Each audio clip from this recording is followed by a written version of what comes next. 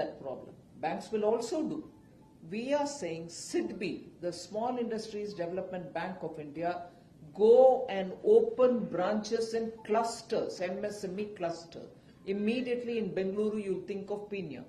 If there is a SIDBI there, it's fine. If not, I will have SIDBI come and set up branch there so that they can directly lend for small industries, MSMEs. Then we are also creating export hubs for MSMEs so that small industry, which is the backbone of India, can have every facility for finding global market and for exporting. One major issue which MSMEs have been telling us is in the banks, by 45th day, if they are under stress, the bank notices and puts them in a stressed management account, SMA account. And if they are put into that SMA account, they don't get any assistance from the bank. They don't have working capital, also doesn't come anymore. Earlier they used to get working capital, but once they are put under SMA, they don't get working capital. And by 60th day, they are put into the second grade of SMA, and by 90th day they become NPAs, non-performing assets. So MSMEs had a problem. They said we can't get out of this cycle. So today, Government of India under Prime Minister Modi's leadership has created a fund which will work with banks and ensure that whether it is the 45th day when they start becoming under stress, banks should continue to give them working capital, and somehow to get them out of the stress situation, they should help them. We have provided the fund for that. So the banks cannot have any more hesitation in solving them to come out of it. There are other two measures, but I'm sure we are going to circulate both in Kannada and English press release which will feature all these items. So I won't get into details there. Then I told you R&D, one of the things which I started telling you about this budget. R&D has a great potential to help Bengaluru. See, Anusandhan National Research Fund is 1 lakh crore, and that can help setting up, and that money will also be available for private sector for R&D. So tech-savvy youth who are here, who want to highlight their innovation and take it higher and further, can get assistance for carrying out the research till they attain commercial viability. Then I told you about the DPI, which we want to elaborate in agriculture sector. Bengaluru will contribute to that DPI creation for agriculture and for expanding it so that it reaches the proportion of the payment DPIs that you get to know of. You know, all of us do our payments, buy and sell goods. Like that, for agriculture, there will have to be a DPI created, for which we think there will be a big contribution from Bengaluru. Venture capital fund of 1,000 crores has been created for space sector, with ISRO being in South India, with Bengaluru having a lot of ISRO related or space related startups. This money is going to help Bengaluru in a big way. Above all, most startups have been having this grievance that funding comes to them through venture capital funds, and when we have the angel tax, they are scared to come with the money, and angel tax should be removed. We have abolished it in this budget. I'm sure immediately some of you all will think, why did you bring it in the first place and why are you removing it now? I'd like to submit to you that angel tax was brought by the UPA government in 2012. We tried removing one by one some of the hindrances as was perceived by the startups. Every year we did some kind of a tinkering. But clearly, we have now decided that in favor of further funding for startup, we should remove it. So abolition of angel tax happens in this budget. Then there are also transit-oriented development plans for cities.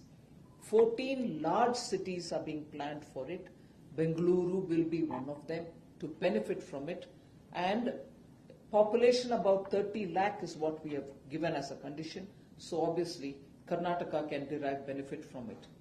Then cities as growth hubs, there is a huge attempt to make sure that within the existing city, by using better urban planning, we will be able to have better living conditions within those cities. The peri-urban areas can be utilized, for which we shall work with the state governments. And Bengaluru is one of the biggest cities of India. It needs that kind of an approach for planning. That will also benefit Bengaluru. Then the PM Awas Yojana 2.0 has been announced. 1 crore urban poor people and middle class families will be addressed with an investment of 10 lakh crores. Total kitty is that. So if urban housing is happening, Bengaluru can derive benefit from it. Obviously, the central assistance will be about 2.2 lakh crore in the next 5 years.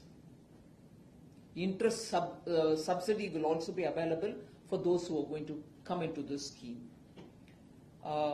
Women's workforce participation data has come out, and you saw that between 17 and 18, when it was 23.3%, now to 23, it has come to 37%.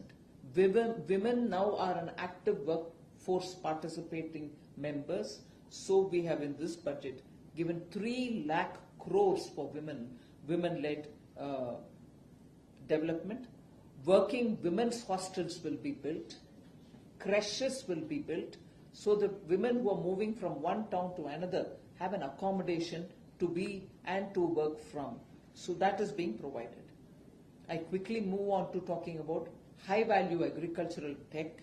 So in that, Karnataka will benefit because this is a huge allocation done for Indian Council of Agricultural Research, and that University of Agricultural Sciences Bengaluru and University of Agricultural Sciences Raichur will benefit from this agricultural research focus that we are giving.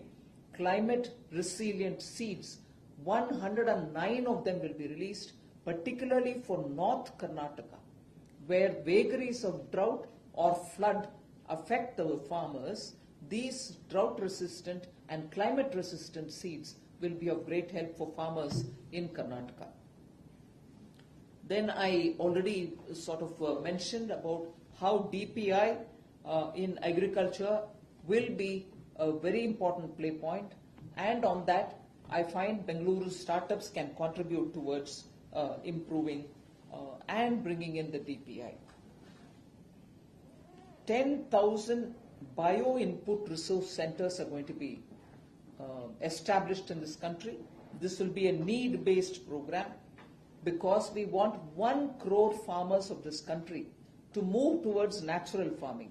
That again will help to cut down on the input costs of farmers. That will be also a very important step which will benefit Karnataka. I'll add one more which will be specifically helpful for Karnataka, for Bengaluru city and for cities which are elsewhere also.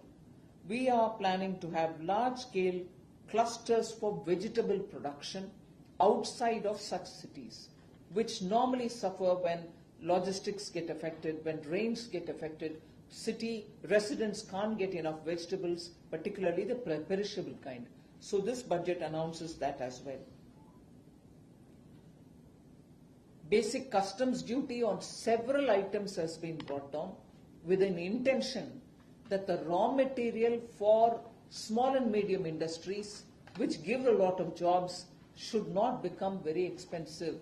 In order to bring them down in their cost, we brought down basic customs duty, and they are done with a specific interest of labor-intensive sectors, and that will actually benefit Karnataka, because all over the state you have MSMEs who also want raw materials coming from elsewhere. I look at the tax regime for middle class. Specifically for middle class, we had brought in some interventions. I want to explain that. Standard deduction has been raised to 75,000 from 50,000 rupees. Deduction for family pension of pensioners is proposed to be enhanced from 15,000 to 25,000. So this will provide relief for 4 crore salaried people, both individuals and pensioners. Then tax slabs under the new regime has been changed. So you already know that there is no income tax to be paid for those with incomes up to 7.75 lakhs per annum. So as a result of these changes, we think 17,500 rupees will be saved from paying income tax. So that will be the middle classes money in the hand rather than paying the income tax. There is also a Vivad Se Vishwas scheme which has been announced, so that some income tax disputes which are pending, they are pending in appeal. We want to address all of them and sort it out. Earlier also there was a Vivad Se Vishwas, you all know about it. Then in order to improve social security benefits, deduction of expenditure by employers towards NPS is proposed from 10 to 14%. This was available for public sector, the government and so on, but not for the private sector. We brought this now so that the private sector employees and the employers benefit from it. I'll move over to talking about central transfers to Karnataka, which have increased substantially. This is a point on which you have a lot of misinformation in Karnataka, inclusive of the government. Inclusive the government of today keeps telling people that, oh, the central government doesn't give Karnataka its due. Completely false. Once earlier I had come and given all the data. Now I will explain it again so that our media friends will understand it, would want to ask more questions on it, I'm willing to answer. But it is a wrong prachar which the current government in Karnataka keeps doing, which I'm sorry is not helping anybody, leave alone central government. Even people of Karnataka are not getting the factual information. So I want to put the facts before you. Between 2004 and 14, when UPA government was in power in Delhi, Karnataka received only 81,791 crores over 10 years. 81,791 crores. Between 2014 and 24, 10 years under Prime Minister Modi, Karnataka received 2,95,818 crores. Yes, UPA 81,791 crores. NDA between 14 and 24, 295,818. 295,818. So NDA 295,818, UPA 81,791. Grants and aid 60,779 under UPA, 60,779 crores under UPA, those 10 years. Under Prime Minister Modi, 2,36,995, 955, 236,955. I repeat, grants and aid from Government of India under UPA 2004 to 14, 60,779 crores. Under Prime Minister Modi 2014 to 24, 236,955 crores. For the year, this year, 24-25, this 1 year, earlier I gave you total for 10 years. Total for 10 years grants, total for 10 years tax devolution. Now I am giving you tax devolution for this 1 year under this budget. 45,485. Under tax devolution this year between 24-25. So quickly, if I have to compare, under UPA per annum you had 8,179 crores. Per annum under UPA 8,179 crores. This year alone, 1 year, 45,485 crores. Are you all right? Do you want me to repeat the numbers? I gave you 10-year total for tax devolution under UPA as 81791, which means every year for 10 years they had only 8179 crores. 2014 to 24 tax devolution 2,95,818 crores. Okay? Stop me where you want me to repeat. So if you look at tax devolution, where it was 8179 crore per year. Yeah, I gave 10 years total first. Now 1 year is 8179.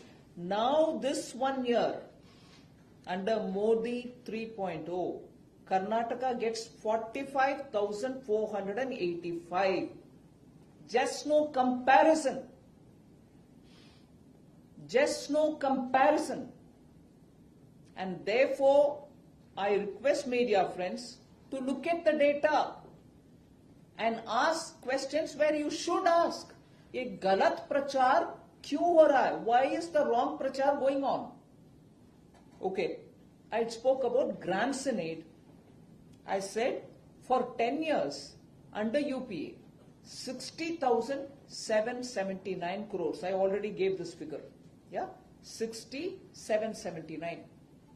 For 10 years under Modi, 1 and 2, it was 2,36,955. 236,955 crores under Modi 1 and 2. Now, which means under UPA, between 2004 and 14, it was 6,077 crores only per annum. 6077 crores per annum. Now what are we giving under grants and aid for this year, 24-25? 15,300 crores.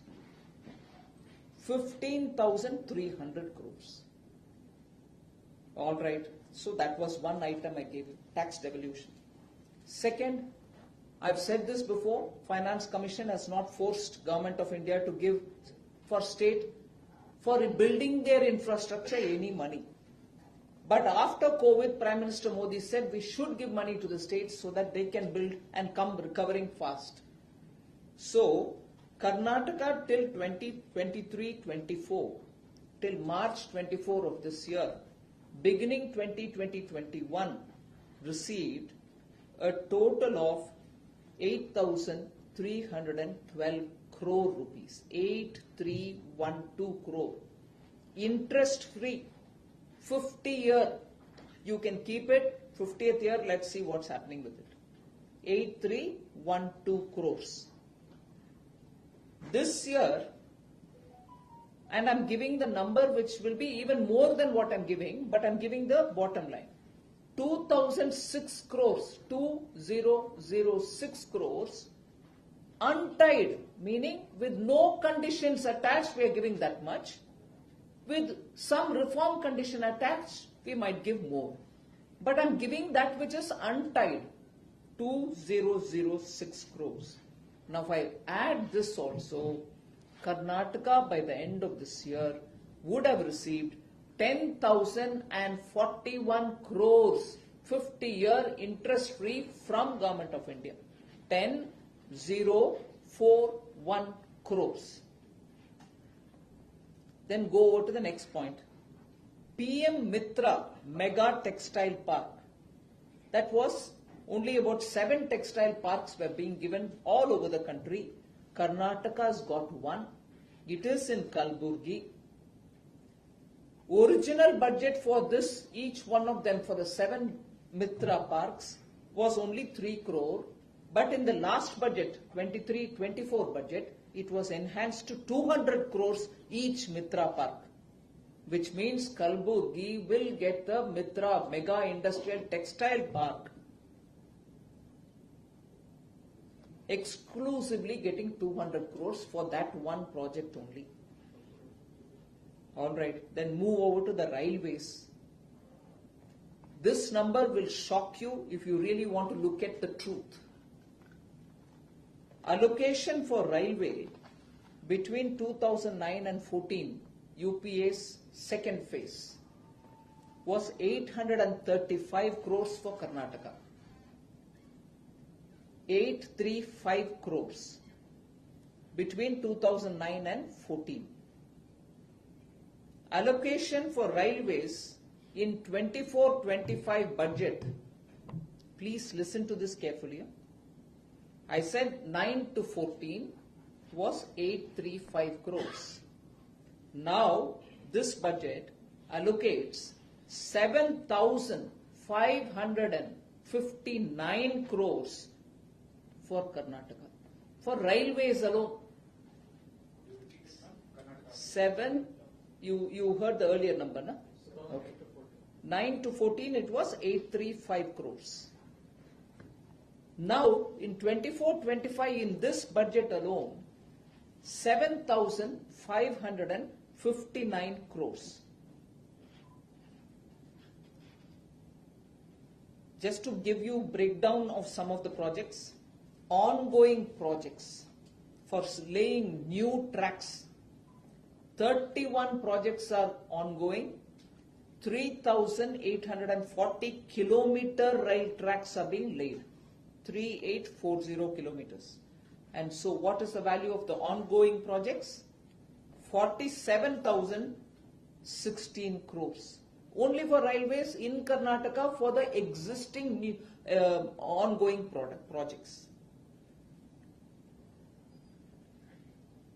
Since 2014, to understand how this works out, 638 railway flyovers have been built. Railways flyover. 7 Vande Bharat trains have been operationalized. I'm sure I don't need to tell you the destinations and the route, you know about it. So that's about railways alone. I'll quickly move over to the other major decisions where central funds come and they set up. IIT Dharwad, March 23. First industrial corridor for South India was inaugurated by Prime Minister in Tumkur, because that is a part of the Chennai-Bengaluru corridor. There are other 3 nodes. One is in Tumkur, Karnataka. Another is Krishnapatnam in Andhra Pradesh. A third one is Ponneri in Tamil Nadu. But this Tumkuru got inaugurated by PM. 7 cities in Karnataka have been selected for smart cities, you know it. More than, I'm giving you amount, please write it down. More than 6,428 crores have been given to Karnataka, money already released for smart city mission. 904 projects worth 15,000 crore, work orders have been issued already. Work orders are already issued. So what is given to Karnataka? Amount is given, work is happening, orders have been placed in the ground, it is moving. So I want you to please take, ma'am, you want something? You want me to repeat the number? Okay.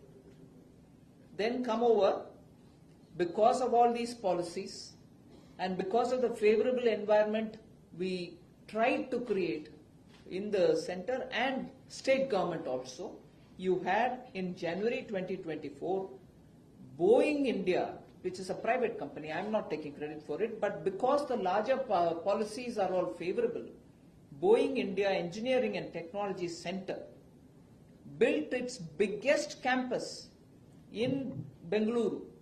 That's their biggest outside of US. Nowhere else. They didn't go to China, they didn't go to any other country, they came and set it up here. And that is an investment of 1,600 crores. These things don't happen in isolation. If policy support, other opening up, with Government of India supporting in FDI rules, investments come. I quickly move over to roadways for Karnataka. 4,600 kilometer roads have been constructed already.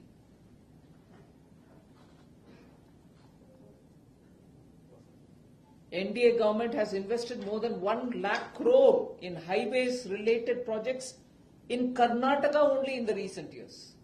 Just for highway related, the total money which has come is over 1 lakh crores. Okay. Many greenfield corridors are being built under Bharat Mala Pariyojana Phase 1. I'll just name 3 of them. Bengaluru Chennai Expressway, Bengaluru Ring Road, Solapur Kurnool Chennai Corridor. These 3 are happening under the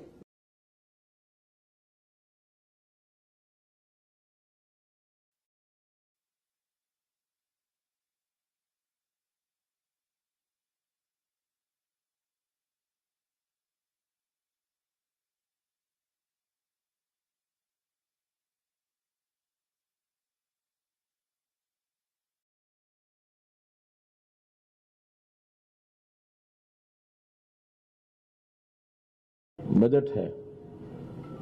एक interim budget तो चुनाव से पहले फरवरी के महीने में, मार्च के महीने में वो आ गया था। जब चुनाव होते हैं तो चुनाव तक के समय का बजट उस समय आता था, उसके बाद फाइनल बजट चुनाव के बाद आता है। तो फाइनल बजट जो है वित्त मंत्री भारत सरकार श्रीमती निर्मला सीतारमण जी ने सब देश के सामने रखा है। मैं मानकर चलता हूं कि आप लोगों ने उसका